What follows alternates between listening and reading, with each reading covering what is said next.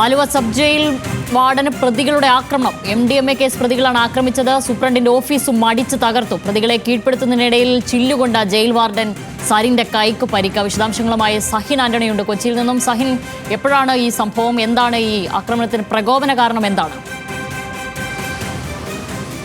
ഇന്ന് ഉച്ചയ്ക്ക് 2:30 ആലുവ സബ് ജയിലിൽ ഇത്തരത്തിലുള്ള ഒരു സംഭവം ഉണ്ടായത്. 4 പ്രതികൾ ആലുവ വാർഡനെ കാര്യമായി തന്നെ മർദ്ദിക്കുകയായിരുന്നു. അദ്ദേഹത്തിൻ്റെ ചില്ലുകൊണ്ട് അദ്ദേഹത്തെ കുത്തി പരിക്കേൽപ്പിക്കാൻ ശ്രമിച്ചു. മാത്രമല്ല, ഇവരുടെ ആക്രമണത്തെ ചെറുത്ത സൂപ്രണ്ട് സരിൻ്റെ കൈക്ക് കാര്യമായി തന്നെ പരിക്കേറ്റിട്ടുണ്ട്.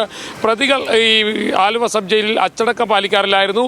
ഇതിനെതിരെ സരിൻ കോടതിയിൽ റിപ്പോർട്ട് നൽകി. ഇതേ തുടർന്നുള്ള വൈരാഗ്യമാണ് പ്രതികൾ സരിനെ ആക്രമിക്കാൻ കാരണമായതെന്നാണ് പോലീസ് പറയുന്നത്. എന്തായാലും ഈ പ്രതികൾ 4 പേരും MDMA കേസിലെ പ്രതികളാണ്.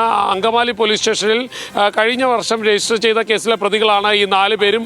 ഇവർ ഈ സൂപ്രണ്ട് സരിനെ മർദ്ദിക്കുകയായിരുന്നു.